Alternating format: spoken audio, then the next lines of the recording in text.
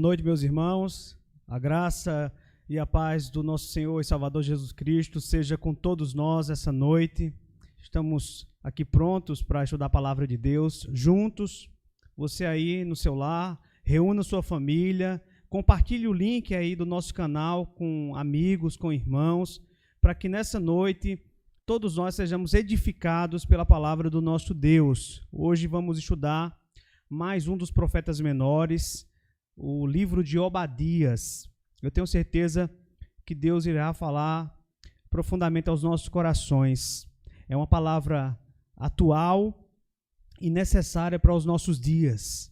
Mas antes nós vamos orar, vamos pedir a bênção de Deus sobre as nossas vidas, vamos também interceder pela família. Eu sei que o número de casos do coronavírus tem aumentado a cada dia, o número de morte também, o número de pessoas curadas também é muito grande, graças a Deus, louvado seja Deus por isso, mas nós ficamos, irmãos, tristes, por um lado, porque vemos muitas famílias enlutadas, porque estão perdendo entes queridos, amigos, e é nosso dever como igreja nos compadecermos da dor dessas pessoas, chorarmos com os que choram, e nos alegrar com aqueles que estão alegres, né? Aqueles que foram curados, aqueles que passaram realmente pelo vale da sombra da morte. Mas, meus irmãos, pior do que tudo isso é perecer por toda a eternidade, estar longe da misericórdia e da graça de Deus.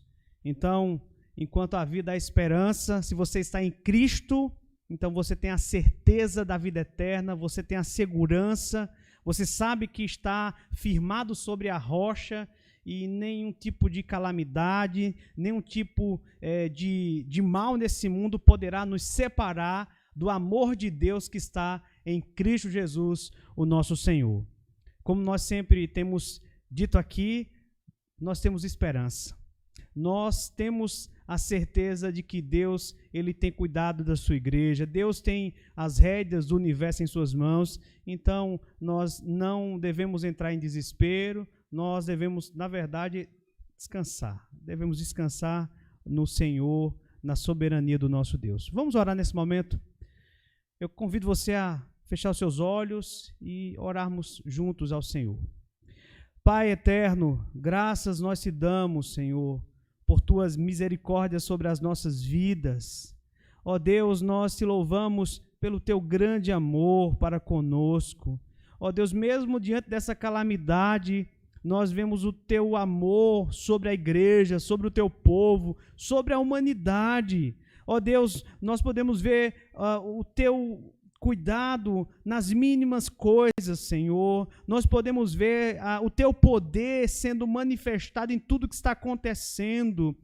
E nós percebemos, Senhor, que o mundo não está descontrolado, porque o Senhor domina, o Senhor é soberano, o Senhor é o Rei de toda a terra. Por isso, Senhor, te rendemos graças, te louvamos, porque confiamos naquilo que tu és conhecido como grande eu sou, o que é autoexistente, o que é independente, que não precisa de nós, mas o Senhor é satisfeito em si mesmo, mas por amor, por graça, o Senhor nos criou, o Senhor nos trouxe à existência, todas as coisas, o universo inteiro veio à existência por causa, ó Deus, da tua graça, do teu amor, da tua vontade, Senhor. Te louvamos porque o Senhor é sábio em tudo que tu faz. Ó Deus, te louvamos porque o Senhor é justo em todas as suas ações. Nós te louvamos, ó Deus, porque o Senhor tem se revelado a nós com graça, com amor, na pessoa gloriosa do Senhor Jesus Cristo. E nós somos o povo que tem esperança. Nós somos aqueles que confiam no Senhor, porque, como diz o salmista, nós não seremos abalados interiormente. O nosso físico pode ser abalado. É bem verdade que nós podemos passar pelo vale da sombra da morte, mas o Senhor promete estará conosco. O Senhor promete que será o nosso auxílio, mesmo nas águas mais profundas, o Senhor estará conosco. Mesmo se formos jogados na cova dos leões, o Senhor estará conosco. Mesmo na fornalha ardente, o Senhor estará conosco. Ó Deus, nós podemos te dar graça, Senhor, podemos, Senhor, reconhecermos nessa noite que somos dependentes de Ti, Senhor, porque a Tua palavra diz que a Tua fidelidade dura para sempre, ó Deus. Tu és fiel, Senhor. Por isso, em Ti nós confiamos, em Ti nós descansamos. Que nessa noite o Senhor, ó Deus, possa visitar as famílias de pessoas que partiram daqui para a eternidade, famílias que estão enlutadas, que estão ainda chorando, Deus, pelas mortes dos seus entes queridos. Que o Senhor tenha misericórdia dessas pessoas, Senhor, em vida, porque enquanto a vida há esperança, aqueles que já partiram, Senhor, ó Deus, se partiram em Cristo, eles estão seguros, mas se não, eles perecerão por toda a eternidade. Senhor, visita os familiares, salva, Deus, ó Deus, pessoas que estão vendo a Tua mão em tudo isso. Abre seus olhos para que elas reconheçam que só o Senhor é Deus, que não existe outro como Tu, Senhor. Que o Senhor, por meio de toda essa calamidade, seja glorificado e que o Senhor traga consolo também à Tua igreja, que a Tua igreja confie em Ti, que a Tua igreja descanse em Ti, que o Senhor também, ó Deus, possa nessa noite visitar aqueles nossos irmãos que estão em casa, sem poder trabalhar, que estão com seus comércios fechados. Que o Senhor tenha misericórdia, ó Deus, que o Senhor, de acordo com a Tua vontade, supra suas necessidades, que o Senhor, ó Deus, possa trazer a segurança ao coração dessas pessoas, lembrando essas pessoas de quem Tu és, para que elas possam descansar e saber que o Senhor está agindo em tudo isso, ó Deus. Na alegria ou na tristeza, nós te louvamos, nós te adoramos, ó Deus bendito. E que nessa noite, Senhor, o Senhor fale conosco através da Tua palavra, que o Senhor, por Tuas misericórdias, possa trazer ao nosso coração um entendimento necessário daquilo que o profeta Obadias escreveu. Fala, Senhor, com a Tua igreja, fala com essas famílias que estão agora reunidas nos seus lares, ouvindo a Tua palavra. Me usa, Senhor, conforme a Tua vontade, e que em tudo o nome de Cristo seja glorificado. Assim te pedimos, gratos, porque temos a certeza que o Senhor nos perdoa em Jesus, porque temos a certeza de que o Senhor está conosco, Pai. O Teu Espírito Santo habita em nós e nos conduz à verdade. O Teu Espírito Santo que habita em nós, é Ele quem traz a devida iluminação para que possamos entender a Tua vontade nessa noite, em toda a nossa vida, em nome de Jesus. Amém. Meus irmãos, agora nós vamos para a leitura do livro de Obadias, que tem apenas 21 versículos, é um dos menores livros das Escrituras, que diz assim, a palavra do Senhor. Visão de Obadias. Assim diz o soberano Senhor a respeito de Edom. Nós ouvimos a mensagem do Senhor. Um mensageiro foi enviado às nações para dizer, levantem-se, vamos atacar Edom. Veja, eu tornarei você pequeno entre as nações. Será completamente desprezado. A arrogância do seu coração o tem enganado. Você que vive nas cavidades das rochas e constrói sua morada no alto dos montes. Você que diz a si mesmo, quem pode me derrubar? Ainda que você suba tão alto como a águia e faça o seu ninho entre as estrelas, dali eu o derrubarei, declara o Senhor. Se ladrões o atacassem, saqueadores no meio da noite, como você está destruído, não roubariam apenas quanto achassem suficiente?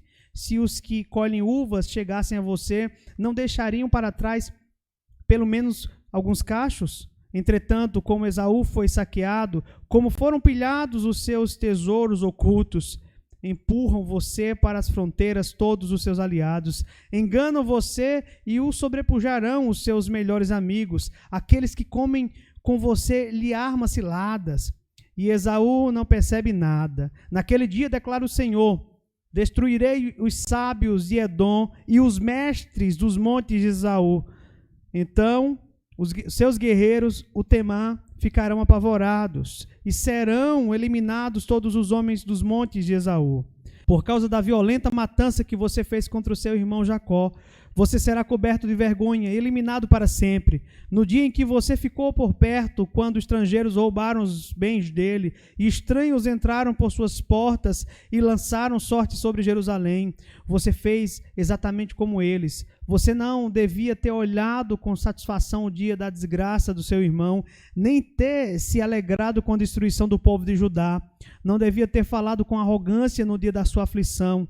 Não devia ter entrado pelas portas do meu povo no dia da sua calamidade. Nem devia ter ficado alegre com o sofrimento dele no dia da sua ruína. Nem ter roubado a riqueza dele no dia da sua desgraça. Não devia ter esperado nas encruzilhadas para matar os que conseguiram escapar, nem ter entregado os sobreviventes no dia da sua aflição, pois o dia do Senhor está próximo para todas as nações. Como você fez, assim lhe será feito. A maldade que você praticou recairá sobre você. Assim como vocês beberam do meu castigo no meu santo monte, também todas as nações beberão sem parar. Beberão até o fim, e serão como se nunca tivessem existido. Mas no monte Sião estarão os que escaparam. Ele será santo e a descendência de Jacó possuirá a sua herança. A descendência de Jacó será um fogo e a de José uma chama. A descendência de Esaú será palha. Eles a incendiarão e a consumirão. Não haverá sobreviventes da descendência de Esaú, declara o Senhor. Os do Neguebe se apossarão dos montes de Esaú e os de Cefalá ocuparão a terra dos filisteus. Eles tomarão posse dos campos de Efraim e de Samaria, e Benjamim se apossará de Gileade.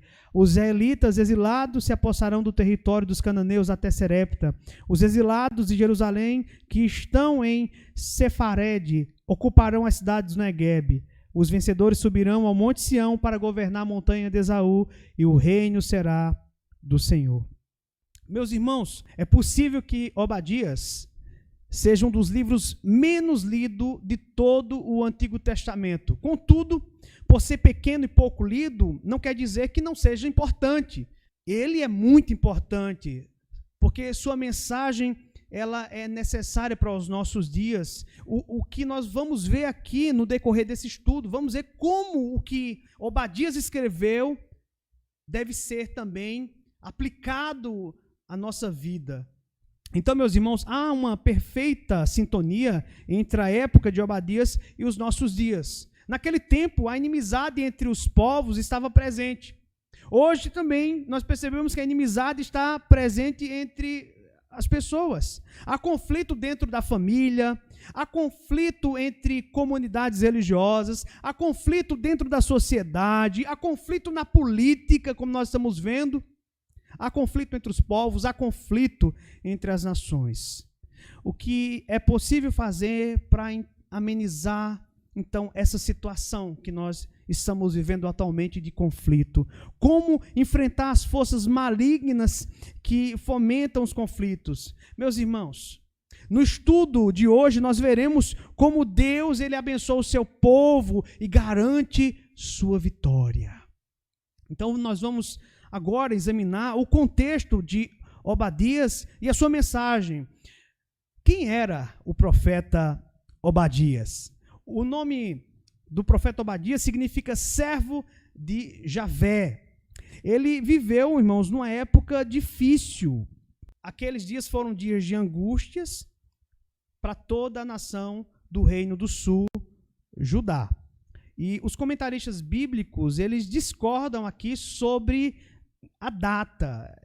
Alguns dizem que Obadias ele profetizou na época do reinado de Jeorão, século IX, 848 a 841, quando Jeorão era rei de Judá.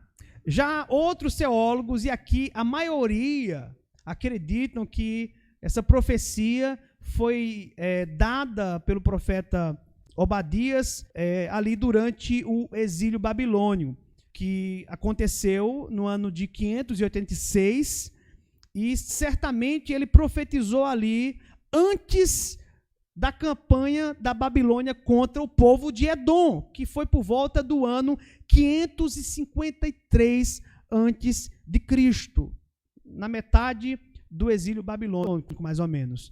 Mas nós não precisamos aqui discutir, não é, essa questão de data, porque essa questão não é vital para sua interpretação. Porque tanto no século IX, na época que o rei Jeorão estava no poder, como na época que Judá foi levada para o cativeiro babilônico, em dois momentos Israel passou por dificuldades. Claro que nós não podemos comparar assim de maneira tão profunda os dias que Judá foi levado para o cativeiro babilônico. Foram dias difíceis, muito mais difíceis do que aqueles momentos ali no século IX, quando filisteus, né, e outros povos invadiram Jerusalém e saquearam a cidade. Não houve tanta destruição como houve na época em que eles foram levados cativos e passaram 70 anos ali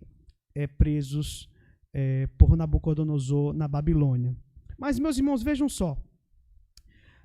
Obadias, então, ele vai falar aqui dos pecados de Edom. O foco dele é justamente revelar o que estava acontecendo com esse povo que era irmão da nação de Israel. Um povo vizinho que colaborou com Nabucodonosor na devastação empreendida contra Jerusalém. Esse ódio continuou crescendo a cada dia. Para você ter uma ideia, Obadias viveu numa época, se nós formos aqui calcular, 1.500 anos depois desse problema familiar entre Jacó e Esaú. E essas inimizades, elas continuam no seio das famílias aqui, e Edom sempre se colocando contra o povo de Israel. Havia muita mágoa, e sempre Edom oprimia os judeus. Sempre investia contra os judeus. Uma hostilidade que, na verdade, meus irmãos, nunca cessou. Então, as relações entre Israel e Edom sempre foram de grande hostilidade. Brigas, como nós já frisamos aqui, né, entre esses dois parentes, eram realmente uma convivência muito amarga que se tinha entre a nação de Israel e os edomitas.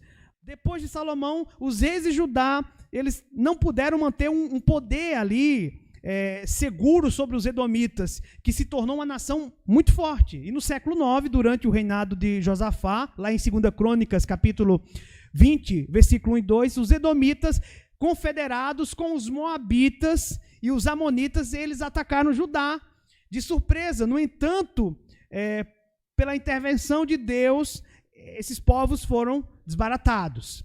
E na queda de Judá pela Babilônia, os edomitas, o que é que eles fizeram? Eles se regozijaram. Eles pularam de alegria. E eles se aproveitaram daquele desastre nacional que acometeu Judá para ocupar ali parte meridional do território que era pertencente aos judeus. Então, realmente, é um conflito constante, é um ódio constante que havia no coração dos edomitas contra a nação de Israel. Meus irmãos, então, agora nós vamos tentar aqui fazer um pequeno resumo do livro para que você possa entender como ele é dividido. Veja só, no versículo 1, você tem aí um título e introdução. Antes da fala do Senhor, o assim diz o Senhor, contra a nação de Edom, Obadias vai se apresentar então como um mensageiro da corte de Deus, a corte celestial, que vai anunciar o juízo divino sobre Edom. Depois você tem aí os versículos de 2 a 9, que é a destruição de Edom anunciada. Sob ordem divina, Edom será conquistada, diz Obadias. Vai haver uma coalizão de nações contra Edom. Edom que se achava uma nação poderosa, porque ela ficava localizada em um terreno montanhoso, rochoso, e repousava seguro ali. A profecia contra essa nação é que ela será saqueada, que ela sofrerá diante dos seus adversários. E observe que tamanha traição ela vai enfrentar. dos seus antigos aliados, que se voltarão contra ela e conduzirão à ruína, como diz aí o versículo 7. Finalmente, versículos 8 e 9, Jeová declara a ineficiência de dois grupos nos quais havia muito orgulho, os famosos sábios de Edom, e os seus guerreiros, eles seriam também derrotados. Tanto os sábios como os guerreiros de Edom.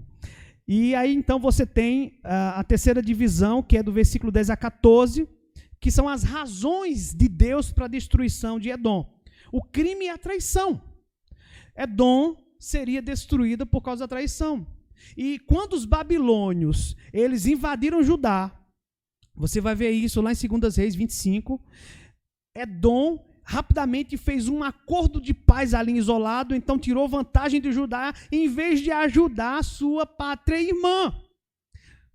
Apoderou-se ali de cidades, como nós falamos, de territórios ali meridionais que pertencia a Judá, e eles capturaram também judeus que estavam fugindo do cerco babilônico. E o que é que eles fizeram? Eles entregaram esses judeus para ser vendidos como escravos. Os edomitas também se alegraram com a desgraça de Judá, deram pulos e alegria com a devastação de Jerusalém. É essa atitude de crueldade que Obadias aqui denuncia. É essa soberba tola que Obadias ataca. Outro fato importante que corrobora aqui essa perspectiva é que os judeus que haviam sido levados para a Babilônia, ainda feridos e machucados pela traição dos edomitas, fazem uma oração imprecatória contra eles, às margens dos rios da Babilônia, nos seguintes termos. Veja aí, Salmo 137, versículo 7. Contra os filhos de Edom, lembra-te, Senhor, do dia de Jerusalém, pois diziam, arrasai-a até os fundamentos. Finalmente, cumprindo a profecia de Obadias, a derrota de Edom deu-se anos depois da queda de Jerusalém, como nós informamos logo no início, ali por volta do ano 553 a.C. E aí você tem então a parte final, versículo 15 a 21, que é a promessa do dia do Senhor, o dia vindouro do Senhor. O juízo de Edom é parte do dia vindouro de Javé, no qual todas as nações vão ser punidas, vão enfrentar a ira de Deus. Nessa punição de Edom está prefigurado também a punição de outras nações.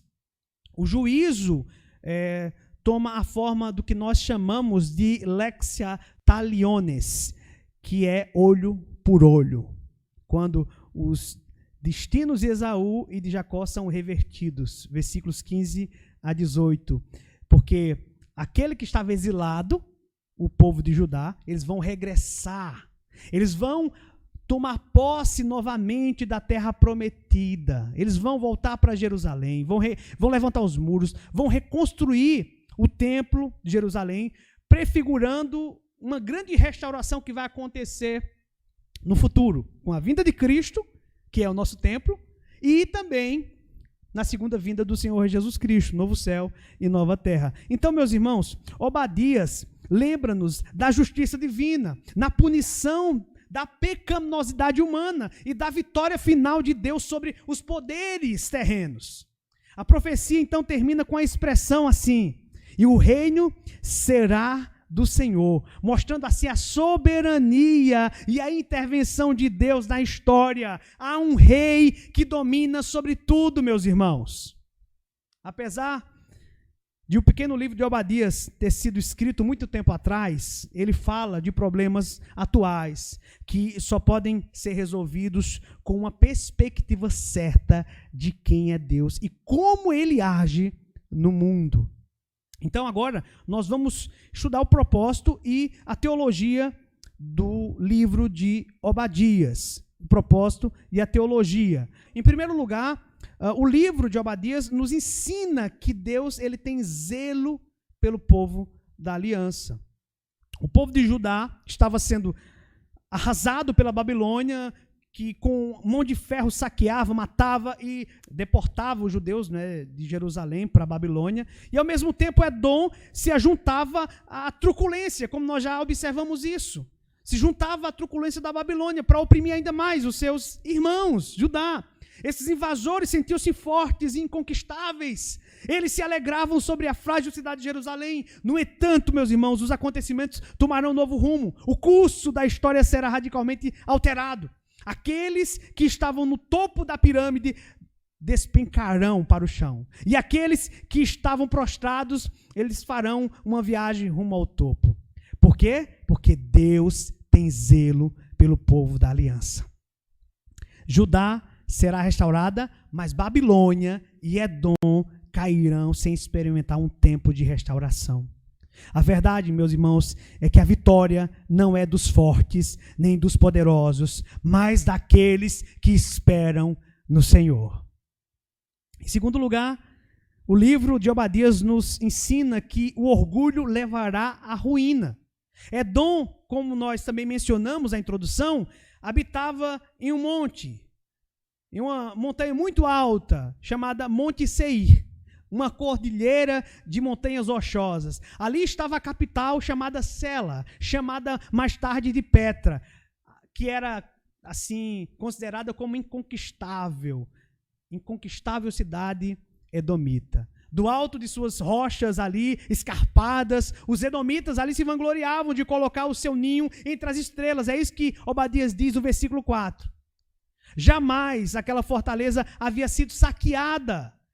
Eles se sentiam seguros, blindados por uma fortaleza natural. Mas Deus diz, falando através de Obadias, eles teriam seu ninho destruído, derrubado.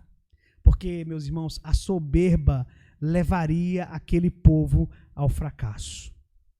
Isso, meus irmãos, é uma grande verdade. A soberba leva muitos homens e mulheres ao fracasso, como levou os edomitas. Uma terceira coisa que nós aprendemos aqui é que o livro de Obadias nos ensina que ninguém está seguro escarnecendo dos princípios de Deus. Ninguém está seguro quando escarnece dos princípios de Deus. Edom não defendeu seus irmãos, nem chorou pela tragédia que abateu ali Judá. Antes, como nós estamos enfatizando aqui, eles vibraram, eles partiram para fazer pilhagem do que havia sido deixado ali em Jerusalém. E esse gesto aqui, irmãos, não apenas fez amargar a vida dos judeus, mas provocou também a ira de Deus. Foi a quebra desse princípio do amor fraternal que levou Edom à sua derrota final e definitiva. E aqui eu quero colocar algo que o teólogo Gleason Arquet disse sobre essa situação. Ele diz o seguinte: diz que o Senhor suscitou os árabes nabateus contra Edom nos séculos 6 e 5, pelo que os edomitas foram completamente erradicados das áreas que seus ancestrais haviam tradicionalmente ocupado na região do Monte Seir.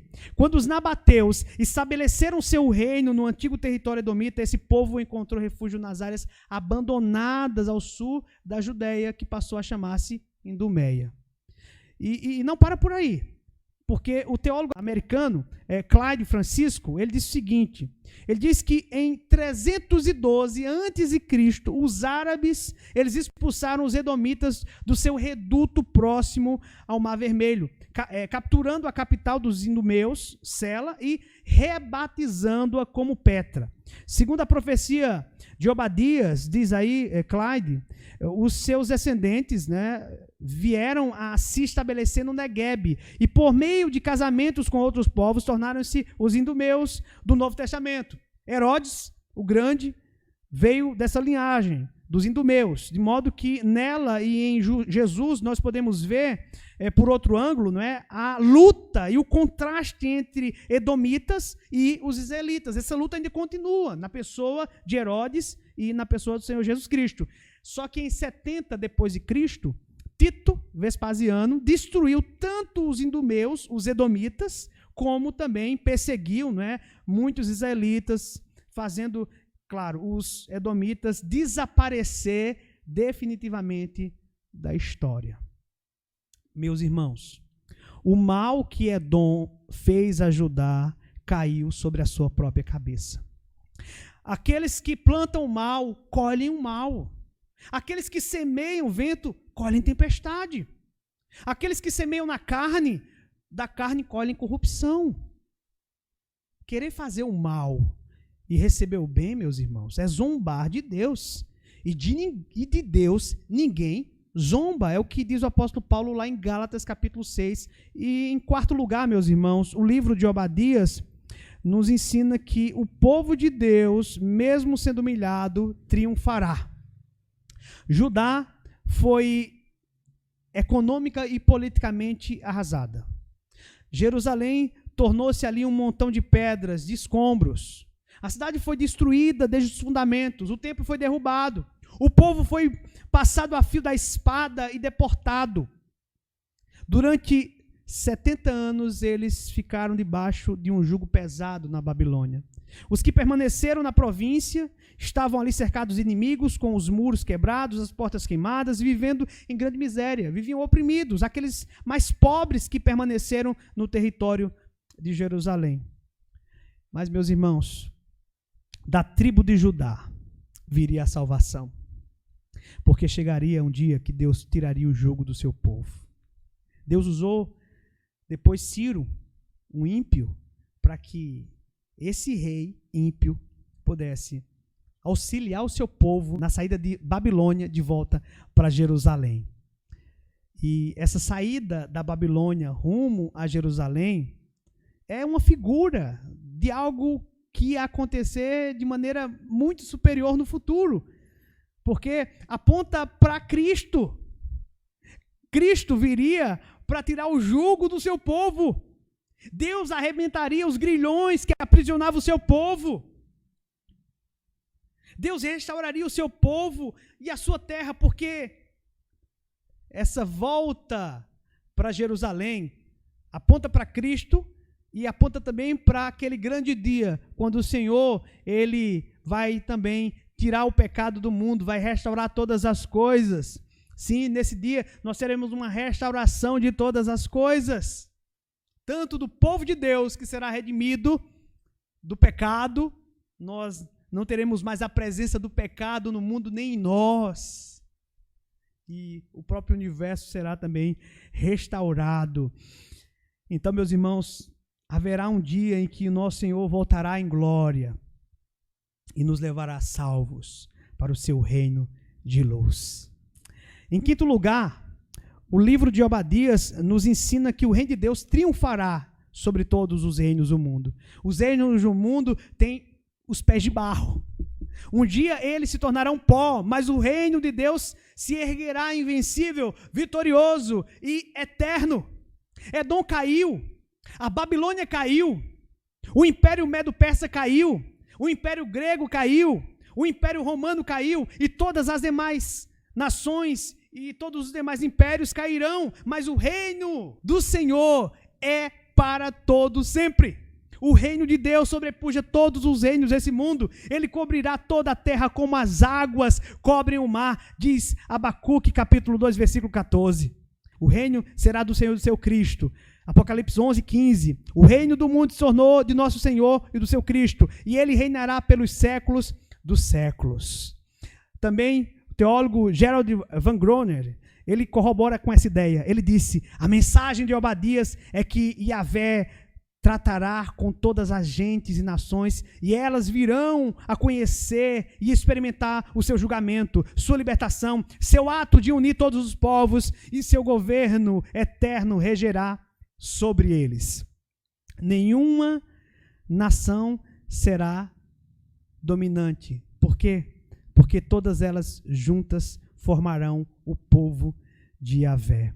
O dia de Yahvé, o dia do Senhor, incluirá todos os povos, tribos e nações. Essa verdade, meus irmãos, já começou imediatamente depois que o Messias andou pela terra e subiu ao trono à direita do Pai.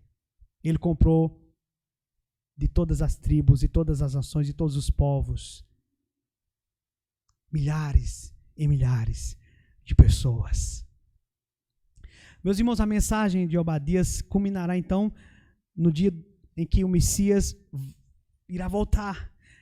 de uma vez por todas, para justamente fazer essa reunião do povo de Deus e para reinar sobre os novos céus e a nova terra no seu reino eterno. E em sexto lugar, meus irmãos, o livro de Obadias nos ensina que a história está nas mãos de Deus.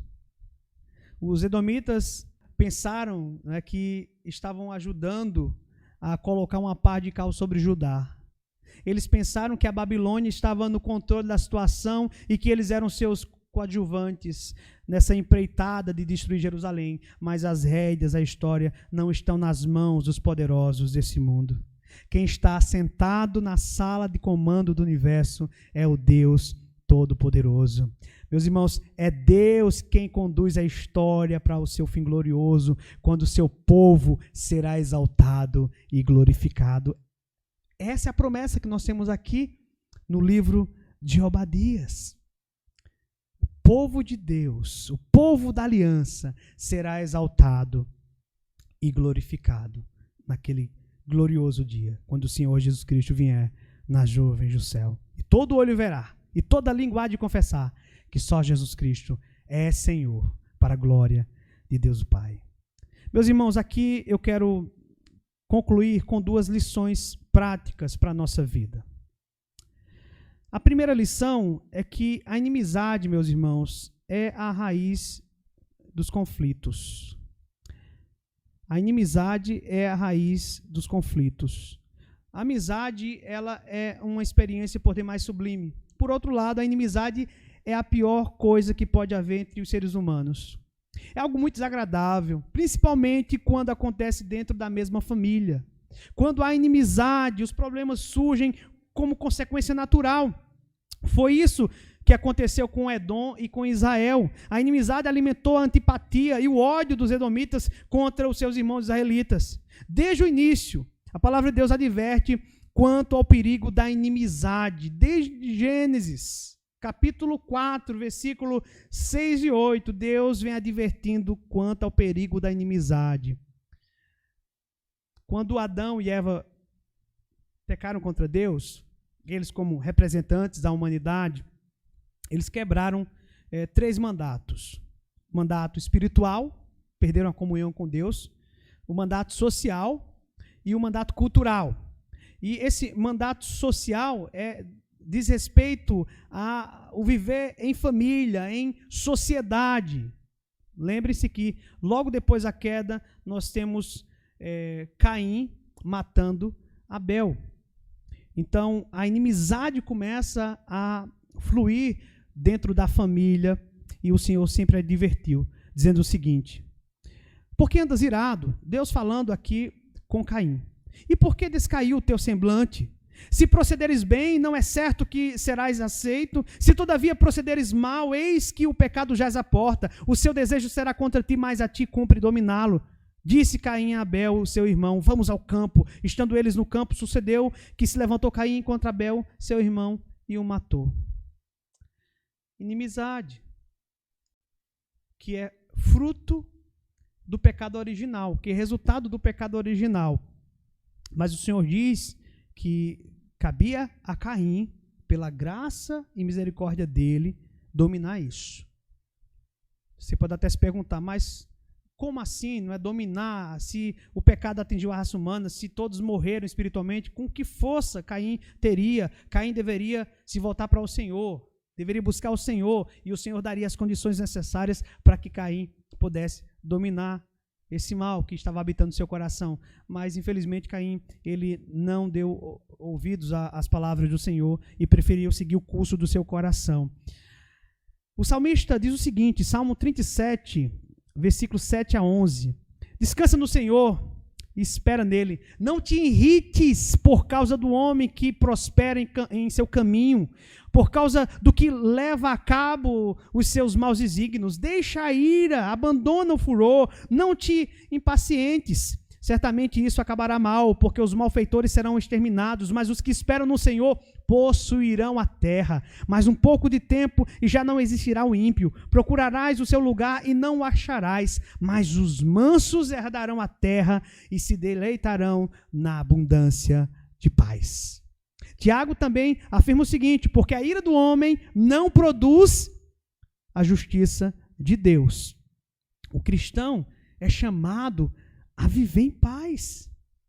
A igreja é chamada a viver em paz e a pregar paz. Tiago, capítulo 3, versículo 18, diz: ora, é em paz que se semeia o fruto da justiça para os que promovem a paz. Onde há conflito, meus irmãos, a igreja é convocada a promover a reconciliação. Onde há ódio, a igreja é chamada a pregar o amor. Onde há desrespeito, a igreja é chamada a promover a dignidade. O problema focalizado por Obadias foi gerado por uma inimizade antiga que não foi superada. Muitos problemas hoje são fruto de inimizades antigas. Portanto, cabe à igreja e a cada cristão, individualmente, promover a reconciliação entre as pessoas, sobretudo entre os da sua própria casa e entre os irmãos na igreja. Meus irmãos, nós somos chamados pelo Senhor Jesus Cristo como discípulos para sermos mansos, para sermos misericordiosos e para sermos pacificadores. Pessoas que promovem a paz e não a guerra. E a segunda e última lição que nós aprendemos aqui é que a instauração do reino abre caminho para a superação dos conflitos. A instauração do reino abre caminho para a superação dos conflitos. Não é sem propósito que Obadias termina sua palavra profética com a frase: e o reino será do Senhor. A chegada do reino é a solução para todos os conflitos humanos. Onde houver as forças contrárias ao reino de Deus, inimizade, violência, ódio, injustiça, o evangelho tem o poder de penetrar como fermento nessa massa para poder transformar. Assim, a violência pode ser desestabilizada pelo evangelho da paz. É por isso, meus irmãos, que o apóstolo Paulo escreve o seguinte, em Efésios 2, de 13 a 21. Paulo estava pensando aqui no que a cruz de Cristo proporcionou para judeus e gentios. Mas agora, em Cristo Jesus, vós que antes estavas longe, fostes aproximados pelo sangue de Cristo, porque ele é a nossa paz, o qual de ambos fez um, e tendo derribado a parede da separação que estava no meio, a inimizade, aboliu na sua carne a lei dos mandamentos na forma de ordenanças, para que dos dois criasse em si mesmo um novo homem, fazendo a paz e reconciliasse ambos em um só corpo com Deus, por intermédio da cruz, destruindo por ela a inimizade.